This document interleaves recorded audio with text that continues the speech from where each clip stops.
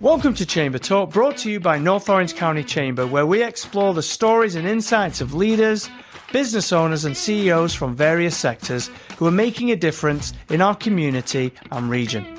Whether you're tuning in via podcast or joining us via video, we're glad to have you here. Hi, I'm your host, Andrew Gregson, and today we have the privilege of welcoming the Honourable Connor J. Traut, Vice Mayor of Buena Park and candidate for the Orange County's 4th District Supervisor. Welcome, Connor. Thank you, Andrew, for having me on. Looking forward to the discussion. Excellent. So we'd want to start off with the audience because some people obviously here in Buena Park are going to know who you are because you've served on the council for a number of years. You've also served as the mayor, and this year you're our vice mayor. Would you mind introducing yourself a little bit to the audience, maybe sharing a little bit about your background? Yeah, no, happy to do so. And I think starting with a little bit of that background really has to start with family. So you've already heard a little bit about the titles, but my family has been in Orange County now for 4 generations. So I was able to grow up going to my grandparents' ranch up in Fullerton on Las Palmas. My parents met when they were in elementary school here in Buena Park. And really the people that have rooted in me the important fundamentals are really my parents and grandparents. So to really know about me has to include knowing a little bit about them. And really for growing up, some of those important things that they instilled in me are the importance of civility, really treating others with respect, and just caring and loving the community that you live in. So just a little about kind of how myself and how I even got started in this. I actually was in Scouts growing up. That was a huge aspect of my upbringing and what was important to me, going on all those fun camping trips out to O'Neill Park or maybe Catalina Islands for Scout trips. But once you are nearing Eagle Scout, one of the merit badges you have to get ends up being it's a local government type of merit badge. And so it means going to like a city council meeting, a board of supervisors meeting, a school board meeting. And at the time, because I was born and raised in unincorporated Orange County, so my city council was the board of supervisors. And so they have these things called neighborhood councils or civic councils. And I attended one of those meetings. And at the time, the supervisor got up and mentioned all these teen programs that they were looking at cutting. And then the representative from the sheriff's department talks about the uptick in juvenile related crime. So to me, that just didn't make sense. It seemed like, well, juvenile related crime, you're going to take away stuff that the kids are doing. I'm going to get up and speak about this. So at this local meeting, there's a board member who went on to be a chair of the Orange County Planning Commission named Jet McCormick. And he just said, well, if you plead it, you lead it. Let's talk after.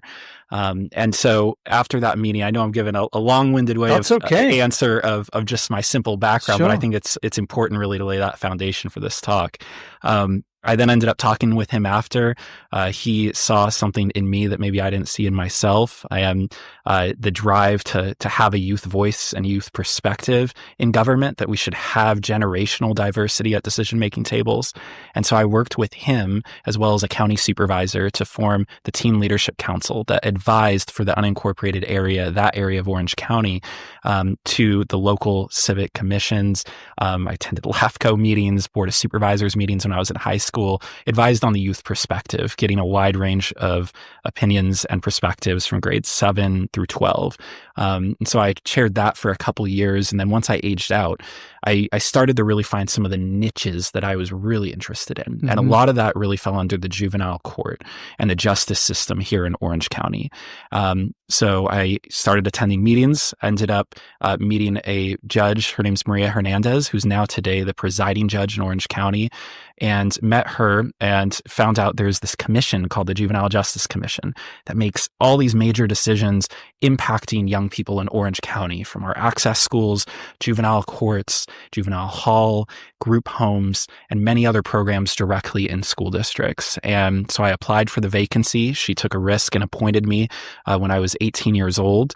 I ended up feeling like I got to make a great difference there, and again, really learn from some incredible people. And that's really what a lot of this campaign is all about for Orange County Supervisor. Is we have such a wide net of folks that are a part of our team, our support system, that it's really not just about myself, but it's about these people who have helped make Orange County an incredible place to live and work. And so I got to go from serving on this commission, at the same time started getting more involved in local government, had a great mentor in Jordan Brandman, who helped me hit on nonprofit boards. And then fast forward now, I'm in, at this time, I'm in Anaheim while I'm attending school at Chapman University for undergrad. My degree is in economics and political science before I also went to law school, and I'm an attorney. So I ended up attending a lot of school board meetings and for my work with the Juvenile Justice Commission. And I really felt that helped give me a better grounding and understanding for the work I was doing. And at one of the meetings, they appointed a new school board member who got up and said some things that I felt a lot of people in the room didn't agree with and didn't think was right and a good fit for the district. So I called up some of these mentors and went down to the county registrar of voters office the next day, got the signature petitions ready, and went myself door to door for a month collecting signatures to get him off the school board. And then at that point, I knew, no, I'm all in. I can do this job. I've been going to these meetings. I know the issues that are important in this community. And so I ended up running, was way underfunded compared to any other opponent. There were 5 people running in this race. I just worked my butt off knocking on doors and listening to people and caring about the issues, and ended up winning that race as the top vote getter. Wow. And so I'll go throughout questions, more details on some of this service, but now to just kind of, I guess, finish off the resume. Served on school board for 4 years, including becoming board president at only my second year at the age of 21. I'm now 31 as of last week, actually. So I served on school board for 4 years, served on city council for the last, I'm in my 7th year now, so the most tenured person on the Buena Park City Council. Served on the board of directors for the Orange County Fire Authority and on many committees there, and other various roles of involvement. But it's really started with a lot of this early on involvement and just the natural involvement that came from my childhood and early years in Boy Scouts and with that youth council. And now we're sitting here today as a candidate for Orange County Supervisor, and look forward to talking more about the issues. So that's an amazing intro. And what I gain from that is you clearly have a love for really almost care and attention to in the political arena, in the area that we serve. What made you go off to maybe be an attorney rather than actually just making a career in politics? Yeah, I'd say I really wanted to separate my career from politics. Right. So when I actually decided to go to law school, it was the very end of undergrad for me at Chapman. Right. I met with some people who were in roles that I thought, hey, maybe that's something I'm interested in. And I looked at the opportunity cost of those 3 years of law school. What would be the best use of that time? Masters in public administration, where would that get me? Working maybe with a legislator, or going to law school. And from the folks that I met with in jobs I was interested in, almost universally folks were saying, go to law school. It's going to make you better at what you do in politics. Sure. You will always have that profession and that craft, so you don't have to worry about your career relying on a re-election. You don't have to have those decisions in the back of your head of, is this going to impact the votes I'm going to get that next November in a re-elect? You can really separate and keep yourself grounded and centered in your votes in politics and your heart more pure, and then be able to have that profession as an attorney and the skill set that you gain from law school. And I'm very happy with the decision I made to keep those separate. So on that premise, there's a little bit in between. But what made you? Because it's a serious commitment, being on council, any council. What made you sort of compelled to give up a lot of time for your family, to actually sit on council? Yeah, and at that time, I guess the definition of family would have been very different for me, because even when I was 20, I was a junior at Chapman University in undergrad running. So at that point, scheduling is kind of what goes through your head of, well, can I get these classes done while still going to events on campus and attending the once a month school board meeting? Then fast forward to city council, the outside things that you're thinking of. For me, that I was then 24 years old, is, I'm trying to think of Cheyenne and I, were we engaged at that time? My wife Cheyenne and I, we've been together since high school, but the years on of when you're engaged, married, they all mesh together. They all mesh together. But at that time, she was then moving back from school from San Francisco, and so we were thinking, okay, where is it we really want to live? Because my first couple of years on school board, I was in Anaheim, right? And a great mentor there very much encouraged me after our place was broken into twice. We were on a Grand and Lincoln in West Anaheim, not a very safe area, and really think, where do you want when Cheyenne moves back? Where do you guys someday long term really want to have a family? Right. Where do you want to have your deep roots? And that's where we ended up coming back to Buena Park.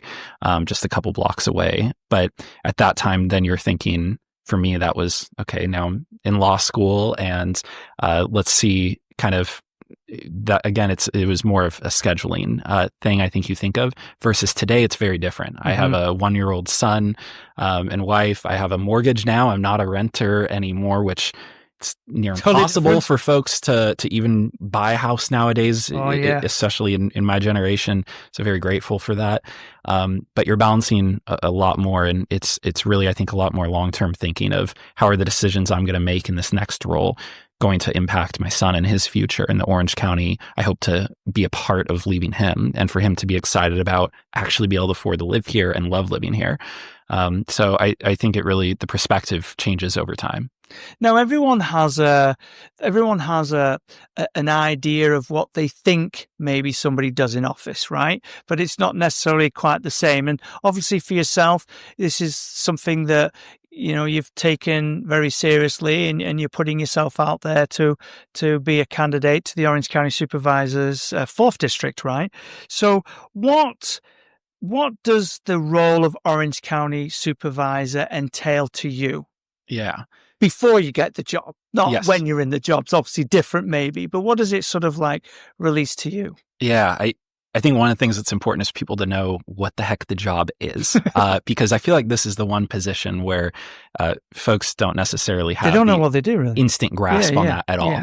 Because when you think a state legislator, you get it. They make bills. It impacts the state, or a federal legislator, a city councilor, a mayor. People can conceptualize that. And so the way I like to, I guess, oversimplify it is I say that the Board of Supervisors is a city council on steroids, a city council for the county. $9.5 billion budget, when a city like the size of Buena Park, only a little over $100 million. I say only, but that's a lot of taxpayer dollars. There are over 20,000 workers in the county of Orange. Again, a massive employer. But what is it they actually do in addition to maybe the roles of city council, if I'm trying to compare it to that? Well, for me, they administer justice for this county. They don't just have the county sheriff's department that serves many cities in unincorporated Orange County, but they also have the district attorney's office and public defender's office.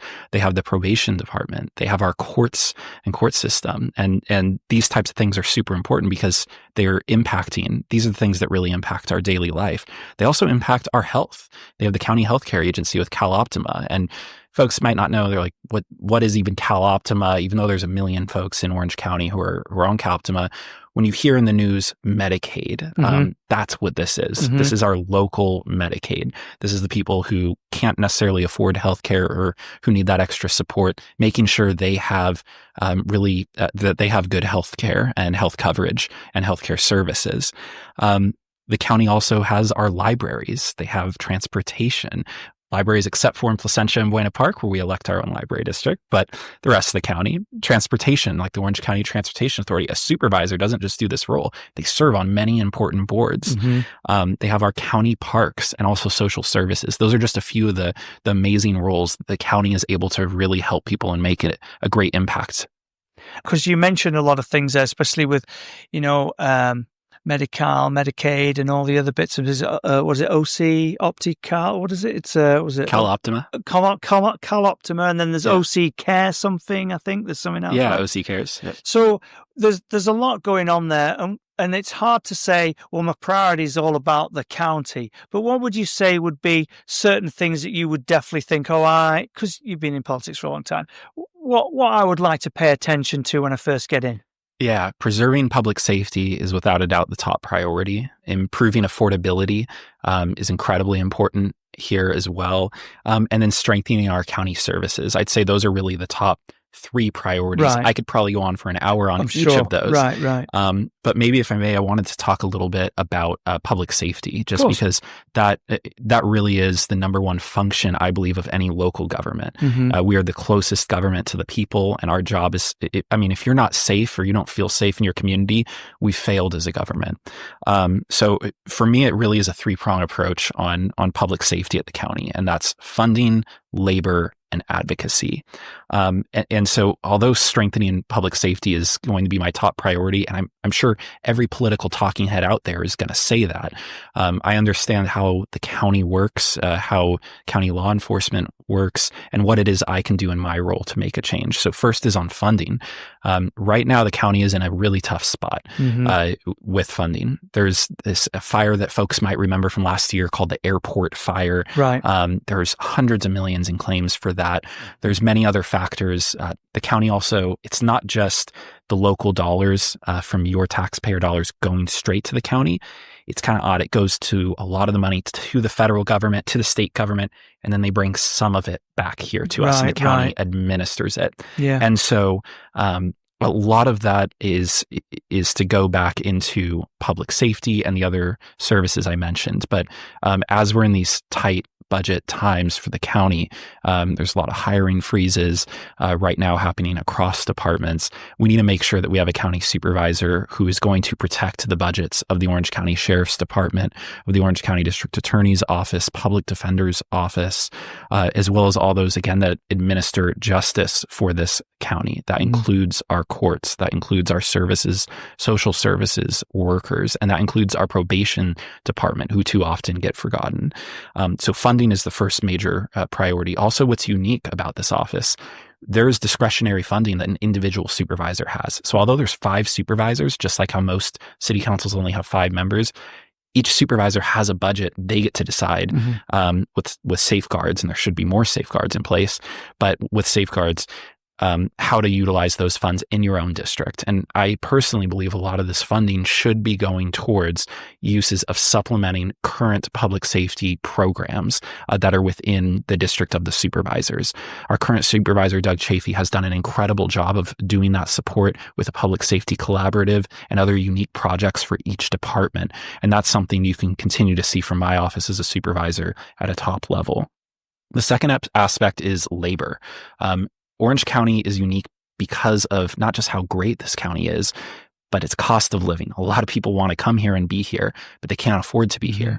And so making sure that we understand that we're paying and doing what we can to attract the best and keep folks here. As people are getting priced out of our county or having to travel long commutes, we don't want that. We want folks who are working here. If you're working here full time in Orange County, no matter what your job is, you should be able to afford to live in Orange County, plain and simple. Yeah. And so having somebody who has that mentality, that approach, that priority, I believe is important.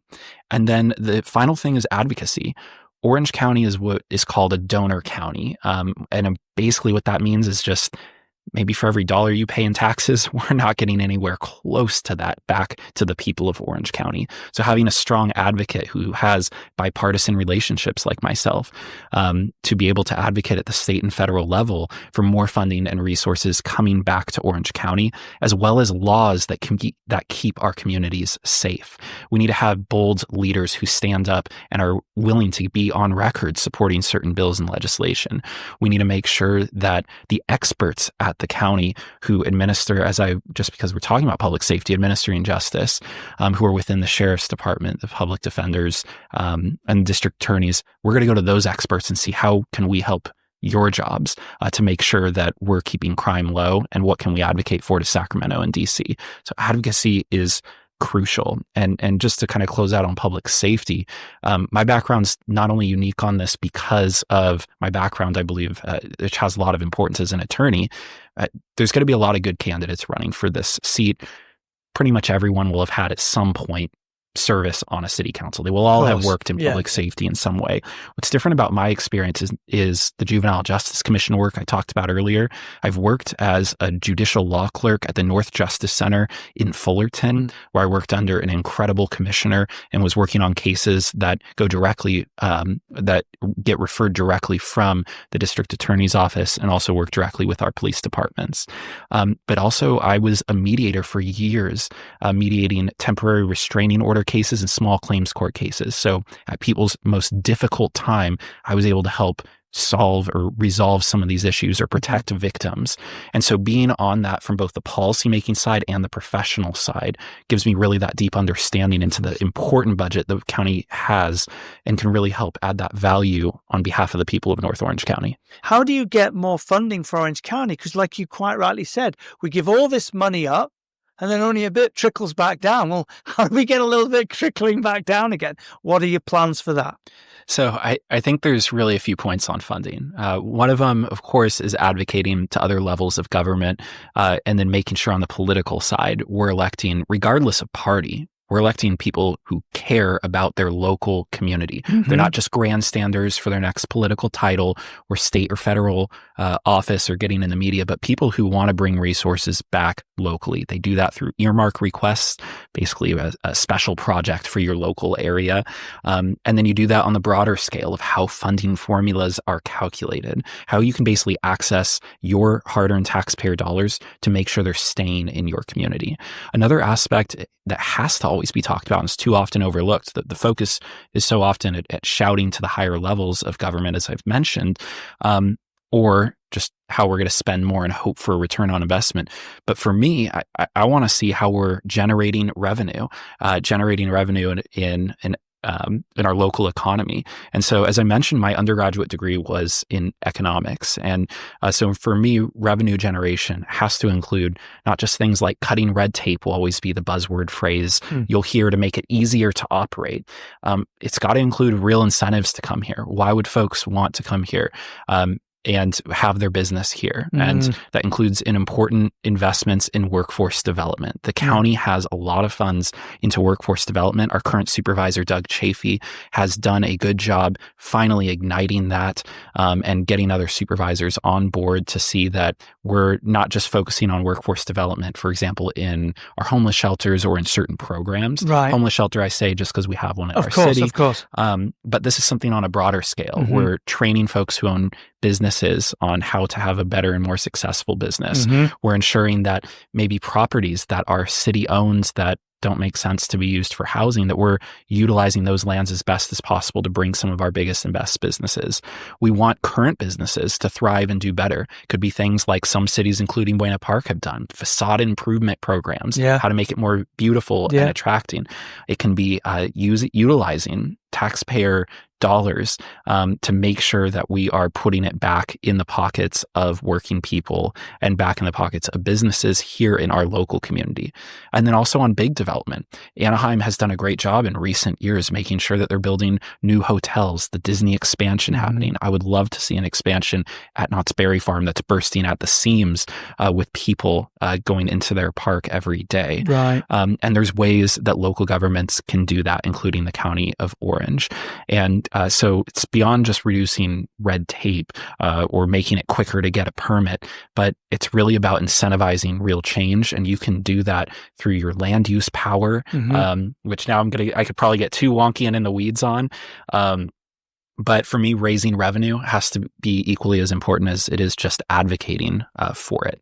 And then with the revenue you actually have, making sure we have proper oversight. The County of Orange has I just say it's a history with a lot of black eyes, not just going in the recent years with Andrew Doe, but also going all the way back to the bankruptcy, which was the year I was born back in 94. Okay.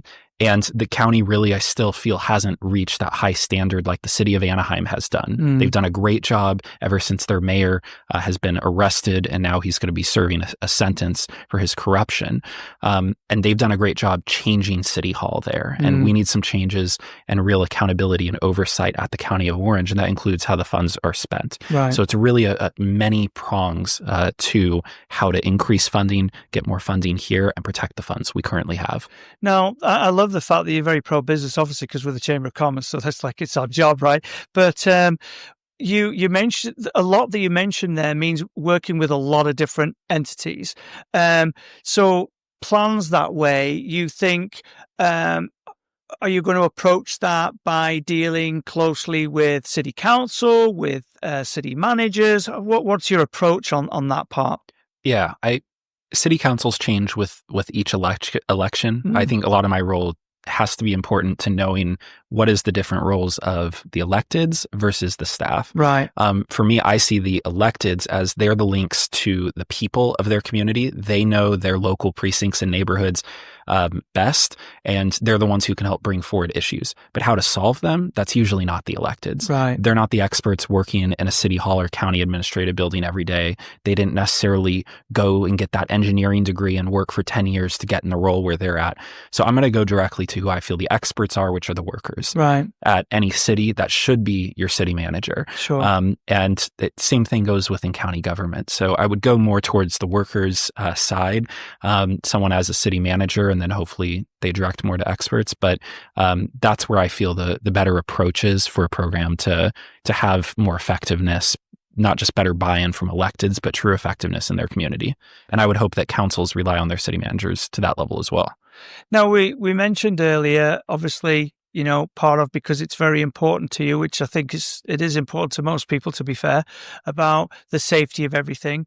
But there are other major areas that have to be seen across, don't they, when you're in such a position?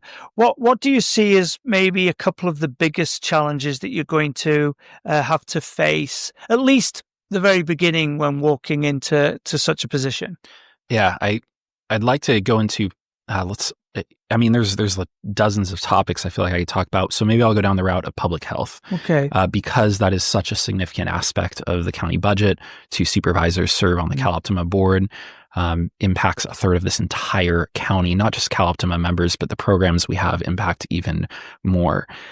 So first, starting with EMS, our ambulance system here in Orange County is, in my opinion, broken.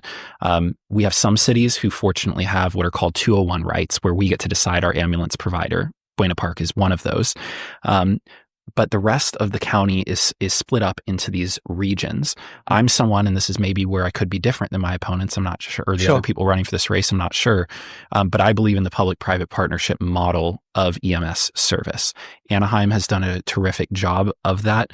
EMS service is so crucial to the health and safety of all people in Orange County that has got to be a priority that a supervisor has, is to change that system. And changing that system is the public-private approach. It also means, and so when I say public-private approach, it means that you have fire being included in some way. So you just share the work load is what you're suggesting there, maybe. Yeah, a better regional approach in that response. And also, and a lot of this comes from my background. I'm on the EMS ad hoc committee for the Orange County Fire Authority. So this is one I could go in the weeds for a while, but at least keep it a little more high level. I'm someone who also believes that behavioral and mental health and physical response, there should be singular units assigned for those types of response. We know that healthcare providers in this county have been advocating for this for a long time. We've had incredible voices like Supervisor Katrina Foley that have fought for this kind of model here in the county. I believe we're getting close to the cusp of that being a reality, because we know it's just not the physical response that we need true healthcare response out in the field, but the behavioral and mental side needs to be a component in a singular unit. Another aspect on the healthcare side, because again, this topic is so important, the public health side, is hospital referrals. Who are the decision makers on where folks who need help, how they get into programs? Is it just from a caseworker? And caseworkers are so pivotal in these moments. But also, can the medical professionals who know their job best, who know patient care best, can they be a part of that decision making on the types of programs, including residential treatment, that folks need? And the last aspect is to make sure, so in the last couple of years, the Board of Supervisors, they've been making decisions, and I feel good decisions, on ensuring more people, making sure people are not dropped off from Cal Optima. There's a lot of individual decision-making authority that counties get to have on who gets insured and to what extent. So we need to have someone who keeps that at the forefront of their mind. So if we do ever have a public health crisis, or even if we don't enter some sort of pandemic again, we still have folks who need that care. Make sure they don't get lost and they're getting the treatment they need. Now, that was a really good lead in, really, because the healthcare is sort of like leads into it. Many residents are quite concerned about homelessness and what strategies and other programs we have. And of course, you deal with that on a daily basis at City Council, but now you're dealing with it as a county-wide type thing. What are your ideas or aspirations for that? Yeah. So to start, I'd say OC needs to take care of its own and not turn into LA.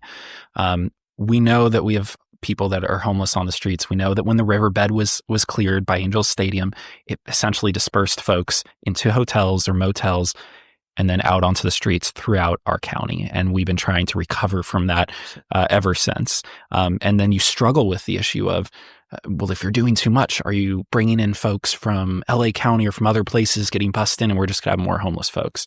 So I'd say the first focus is agreeing that we're going to help our own. I think North Orange County has done a good job of it with the resources we have.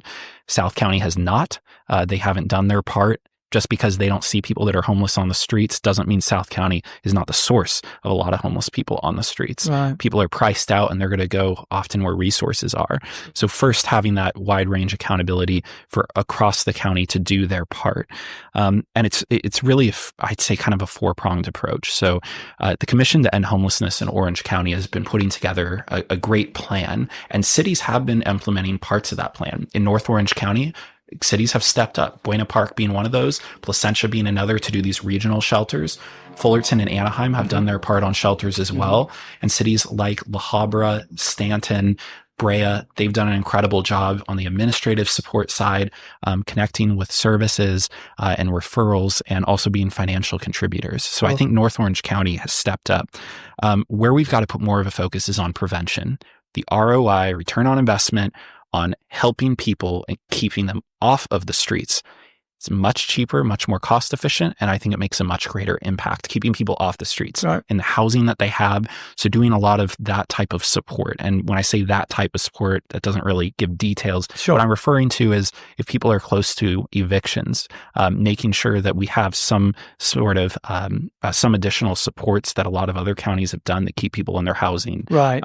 Which rather than making them homeless. Right. Which includes paying for a limited period of time, paying the rent. Sure. It's not like all people who own apartment exactly. units are multi-billionaires or big corporations. A lot of times it's a retired senior who's relying on that as income. So we need to make sure that rent is getting paid. Yeah. But also providing them services and connecting the caseworkers when you're in those crucial moments. When people are out of a job, we know, like with a lot of the job cuts, not just referring to the federal level cuts, but when people lose a job, people don't have savings to last 6 months to a year a lot of time. And sometimes people are one paycheck away from being on the streets. So the prevention has to be step one. The next is on the streets. I've already talked a lot about CalOptimus, so I won't go down that rabbit hole, but street medicine is a major aspect of services while on the streets, also ensuring that the caseworkers, again, are key to that consistent follow-up. The third are shelters, which I've already mentioned about Buena Park, Placentia, and others. The issue with shelters right now is folks are in them way too long. These shelters were built to stay in there 3, maybe 6 months. Right. We have folks in Buena Parks and every shelter in Orange County who's staying there way over a year, much longer than a year. Wow. And the issue is, it's not that they necessarily even want to just stay there. There's nowhere else to go. Yeah, nowhere else. There's no housing.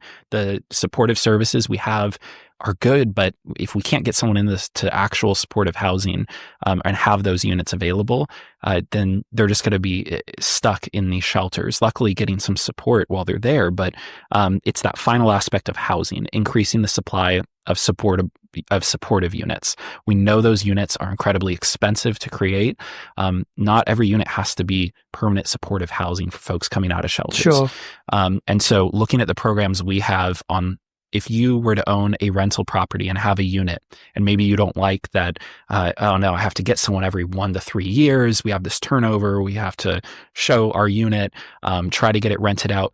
Well, the county has a program where you'll get paid. It's the bummer is it's usually a little bit under market rate, but you'll get an incredible security deposit. You have the good faith and backing of the county government.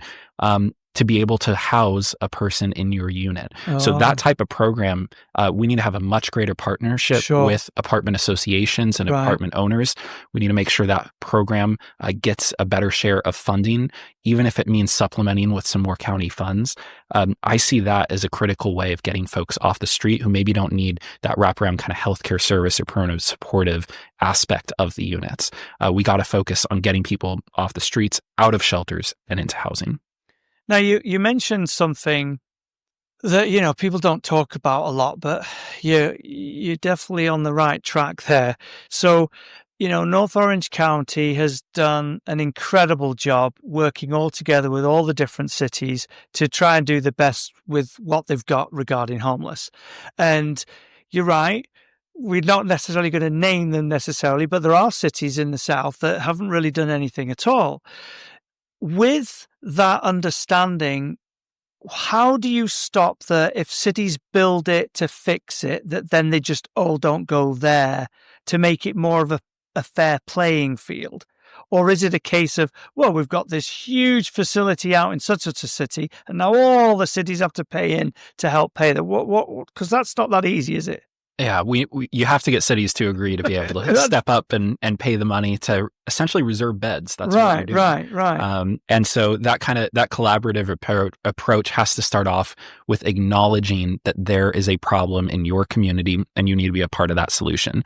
A lot of the efforts on homelessness haven't come just from the goodwill and heart of cities. We know that this is an issue that gets folks riled up I get it. If you're building a shelter, you're thinking, you don't want any backyard type thing. I get it. Yeah. And the shelter, I was an advocate for bringing a shelter into my own council district, which has proven to be a big success, and all the scary boogeyman arguments haven't lived up to that fear, because there's ways to address it. So first, acknowledging the actual issue, getting folks to agree to come together. And if they don't, that's where the federal court with Judge Carter has intervened. And although he may be controversial in some ways, at least he's cared, and at least he's tried to do something, and it has resulted in better outcomes for folks, his actions. I don't even agree with every single thing he's taken.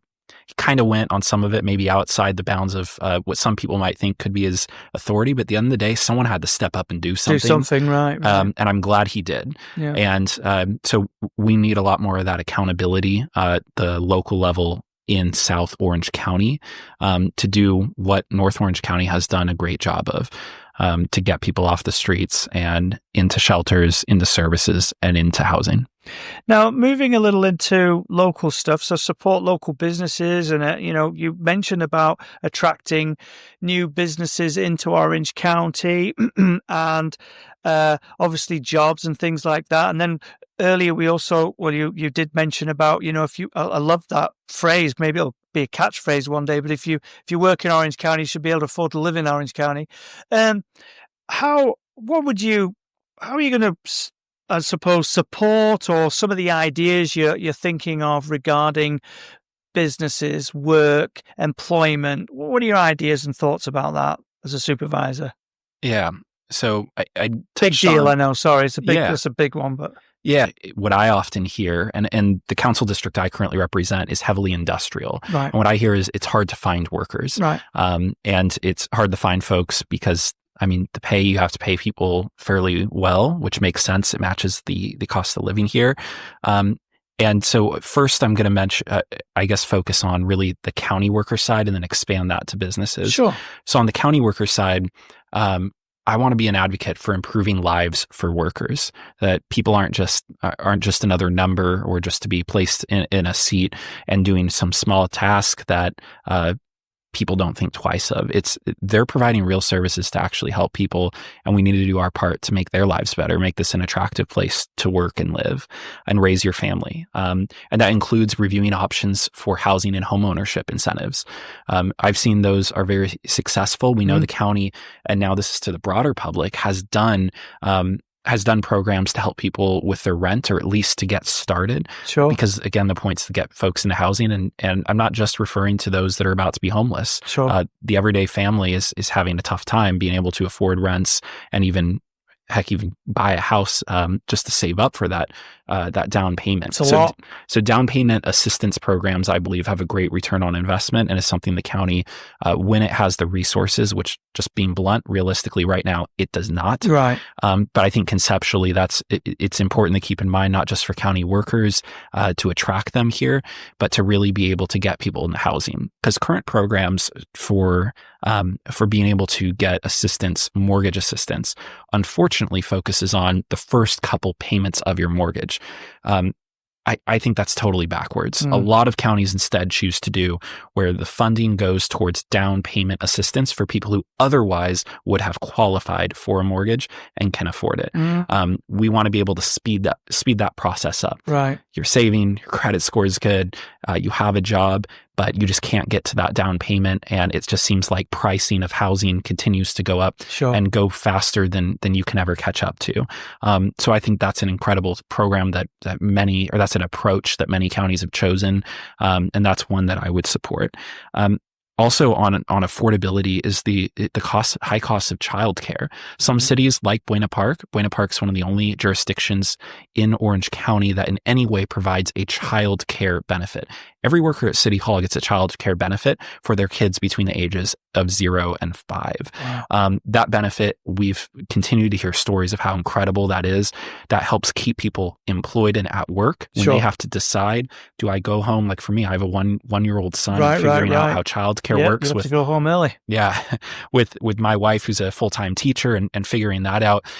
Those are tough decisions families have to make each day in this county. And there's ways that again, we could see that as a great investment of public dollars is supporting childcare benefits, and improved staffing levels. And also, and this is more on the county government side, improve staffing levels and also greater steps in the salary scales so that it keeps people long-term in their jobs. When it comes to actual community businesses, ways that we can be supportive, we know that cost of operating is high. We are voting on, we vote on everything from water costs, electricity costs. Fullerton and Buena Park are two of the cities in the Orange County Power Authority, where we have, of course, direct decision-making authority and control on that board. And those are the ways we're really impacting people directly in their pocketbooks or in their ledgers when they're trying to figure out, can I hire more people? Can I invest in expansions? Also, infrastructure decisions. I mentioned a facade improvement program, but when we're deciding as a city where we're going to make these infrastructure changes and investments, we want to make the area where your business is attractive. Mm-hmm. We also want to make sure that you're tech focused, that you have the support you need. I know the the North Orange County Chamber does a great job of connecting folks, as I've recently learned, to build websites, have social media presence, and really make sure that they're in the 21st century and don't get left behind. It's these types of supports where government can really do a great job partnering with local groups, not to be a kiss butt to your own organization, but hey, you guys have done an incredible job of it. That's why you're located here in Buena Park, and we're happy to have you here. But there's so many proven models like that where the government doesn't have to reinvent the wheel or waste resources trying to figure things out when there's already great pros in their local community who are doing it. We can be there to utilize taxpayer dollars as resources to supplement some of this great work that's already being done to make sure we reach more people. And those are just some of the ways we can be helping businesses. No, I love this sort of segue there because, making sure that everything works infrastructurally is very important. And a big part of a supervisor's job is the transportation for the I'd say the whole of Orange County, really, between was it 5 on the council? Is it 5 Orange County supervisors? Is that right? Yeah. So that's quite a lot. So what are your main thoughts on our transportation? I mean, there's a lot going on right now. They're doing a lot of building anyway, so some of it's just going to be taking on whatever went on there. But what other thoughts do you have? So one point that's important for folks to know is the Orange County Transportation Authority, you see their buses, you see their signs on the roads, them and Caltrans, among others, doing freeway projects. But you think who actually makes a lot of those decisions? Mm-hmm. And when it comes to the Orange County Transportation Authority, which includes not just buses, it includes regional road projects between cities. It includes a lot of what are called micromobility that I'll get into in a second. It's incredibly important, the role that the Orange County Transportation Authority has. And that board of directors, every single member of the Orange County Board of Supervisors serves on that board. They also have a public works budget at the County of Orange. That's massive. I won't even go down that rabbit hole. But the Orange County Transportation Authority, so a few things. One of them is that I think is important is connectivity to first and last mile. And what I mean by that is the United States is never going to be like Europe with rail everywhere. You can just get on a fast bullet train and it will take you to anywhere you'd like. It's too big. Maybe it will go to Vegas someday. Right. Maybe 50 years from now, it will actually have one running through Central California. But when it comes to first mile, last mile, I'm referring to if, for example, the soon-to-be named Art Brown Metrolink station here in Buena Park. If you are taking the train, we want to make sure that there are micromobility options to get to and from your house. And when people hear that, they might think, okay, I could just Uber. It's a high cost. You're waiting for the Uber to come. Micromobility projects are like maybe if you go to a beach city in Orange County. Huntington Beach has this, and it works well, where they have these golf carts. They have cars that will drive you around in this certain vicinity that's designated. Yeah. And you can do that in areas of high transit. So you can do that where we have major corridors like Beach Boulevard with our buses and bus system. You can now have where you're getting off at a stop. We don't have it now, but that's where we should be putting an investment into the first mile, last mile that will directly impact people. And it doesn't just mean going from your house to a train station or a bus stop. It means going to the grocery store, the small trips. Yeah. Really, the ones that we do all the time. Exactly. Right. The small local trips. Another aspect are bike lanes. Bike lanes. So the County of Orange is working in partnership with multiple agencies on what's called the OC Loop. Basically, this big bike trail that goes throughout the whole top half of Orange County. It's not yet complete, but it's getting there. And that's one where someone on the Board of Supervisors should be not only knowledgeable of that project, but a big supporter of bike lanes. And a lot of this project, in my opinion, should include working with these local cities and the county stepping in to be supportive and helpful of along the OC Loop, that we ensure that new road projects are now including bike lanes going to major destinations like parks, like major businesses in cities or downtowns or other attractions. We really want to increase that connectivity for people that are utilizing OC Loop and other OCTA regional projects.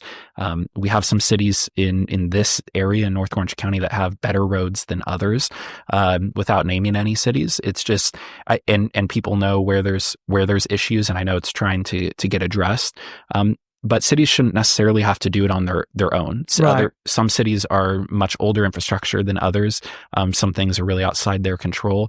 And so I believe you really need a regional approach, regional solutions to a regional issue. And utilizing the county and Orange County Transportation Authority is a major aspect of how the Board of Supervisors and how me as the next supervisor can help people in North Orange County. So Connor, one of the biggest things we've all been privileged to witness recently in the newspapers is basically what's going on with government, particularly local government. How are you going to keep residents informed and engaged and make them feel that there's a lot more transparency going on from your office? So some of the ways that I've been keeping people informed just the last now 11 years as a council member and school board member, or when issues come before us that impact a certain area, I'll go door to door in those areas. If it's a larger area, maybe I'll drop flyers and inform people of what's the issue, what are we going to be voting on, and how can you make your voice heard. Okay. Very clear and simple. And it's really increased that type of engagement. And I think we make better decisions when folks are actually engaged and listened to. Right. Because really my job as a public servant, a lot of it is figure out what the actual issues are and work with staff at solving those issues. Mm-hmm. And we can't best understand the issues or how we feel people might be impacted unless we're hearing from them directly and informing them. Mm-hmm. We want to make sure that these public comments or feedback are informed. People are seeing the same stuff we are. Right. And so I've really tried to do that approach. Another is through targeted text blasts. I very often when I'm holding either a local community event or maybe we're having something like an information workshop on designing a park, I want to make sure everyone who lives in that area gets that information. So sure, the city might mail to people within 500 feet of the area we're talking about, but I want to make sure I send out a broader range of information and really get people to show up and make their voice heard or make their voice heard in other ways. Social media is another area I'm very engaged. I'm pretty confident that my social media has significantly more following than any other person currently on the Board of Supervisors. So I know that I've been engaging for a long time on Instagram, Facebook, X or Twitter, and other platforms. Even TikTok have some videos on there, and really making sure that we're kind of touching in many different ways, contacts with the people that we're serving. We know not everyone is going to see a social media post or maybe get this text blast or email or everybody's flyer. Different, right? Yeah. And so we really have to have that wide net approach. Also, an important aspect that we're learning more and more that folks are demanding are town halls, a place where you can go share and explain your vote, why you're voted a certain way, inform the community on what you're making decisions on, and hear back directly from them. Even if it's not what you want to hear, they deserve to have their voice heard by the person that works for them. And the reality is, as elected officials, we are not top of the food chain. The people are. And they're the ones who choose us to be up there. It's a privilege to serve. And that's part of having a backbone and doing this work, is actually going out there and visiting with the public, whether they agree with you or not. You're going to learn something from them, not just them learning from you. So those are just some of the ways that I've tried to be very engaged and transparent. But when it comes to the county of Orange itself, they need more real transparency and oversight. I mentioned a little earlier about some of course, the lack of oversight that led to Andrew Doe, this debacle, which I won't even go into much detail on, but essentially, his crimes he committed, if we had better oversight, better checks in place, he could have maybe been caught sooner. Those taxpayer dollars could have instead have been used to actually help people and not just wind up in him and his family's pockets. And so I mentioned a little bit about how Anaheim, I feel, has done this right. There's a lot more work to do for the county. And a concern for me is that this will just be the shiny issue of today. And people will forget about it. Changes won't occur. So you have to act now. That's why I think it shouldn't wait until I'm on the Board of Supervisors a year and a half from now. Changes should be happening now. And so broader than just this issue, just overall, I've tried to continue to be an advocate for North Orange County issues to the current Board of Supervisors, not just the committees I serve on, but really being an active voice with Supervisor Chafee and the rest of the Board of Supervisors.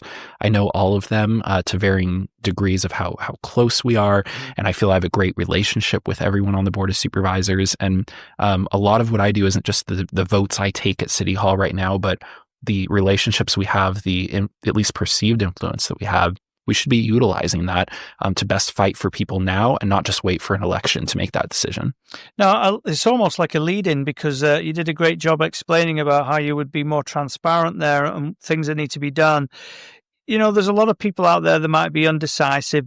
Like we started off at the very beginning, they might not even quite know what the Orange County Supervisor does. You know, in order to find out more, where can people find out more about you, Connor? Where can they go? How can they contact you? Whatever that channel is. Yeah, so a few ways. One, obviously anyone can go to my website for the campaign. That's my name, ConnorTraut.com, ConnorTraut.com. I've always been giving out my cell phone number. I'm sure there's going to be some day where I'm going to regret that. It still hasn't happened yet after 11 years. My personal cell phone number is 714-747-6766. That's not a campaign number. That is the same number my wife calls me on.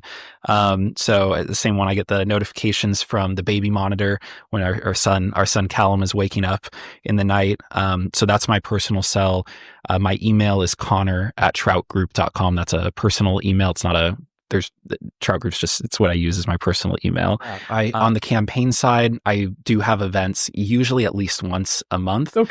And although it's a suggested amount to contribute to the campaign, something that I think that I do that's a little unique is my fundraisers can always be attended by somebody. If you live in the district I'm running for, you can attend at no cost. I've always had it that way. I will always have it that way. I don't believe people should be doing backroom, closed door fundraisers and speak to donors in a different way they speak to the public. You should be your true, authentic self at all times. So my events, they're always going to be posted on my website that I had mentioned a little earlier. So I encourage people to go to those. On the more official side, just so I'm not conflating that too much. City council members, we do hold town halls, and a lot of that information would be on buenapark.com. Right. Okay. Now we're getting to the point of the podcast where we always ask our guest for their own time. So is there anything that we've missed, or anything that you would like to share? Take this opportunity to do so. Yeah, I'd say first for our own campaign, I truly believe that we have the vision, the experience, and the heart for this seat, and we're going to make an incredible change. As I'd mentioned earlier, I believe there are a lot of good people who are going to run for this race. I'm already aware of a few good folks now who are interested in it. I do truly believe, though, that we are the best fit no matter who runs for this race. This is something I personally have been preparing for, even if it wasn't the exact intention since I was 16 and started that teen council advising on issues that made it all the way to the Board of Supervisors. But as someone who has been a fourth generation native of this county, my age is something that I believe is a strength. I'm 31 years old. I would be 32 at the time I'm elected to the Board of Supervisors. I think it's very important to have that wide range of generations at the decision-making table. The experiences my generation has had are very different than folks maybe that are 60, 70, 80 years old who are sometimes in these positions. And that mix of experiences only makes better policy.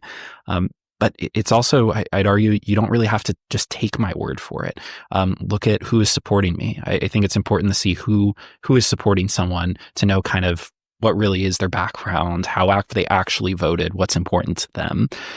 My supporters, I have a bipartisan coalition of over 36 school board and city council members from within this district supporting our campaign.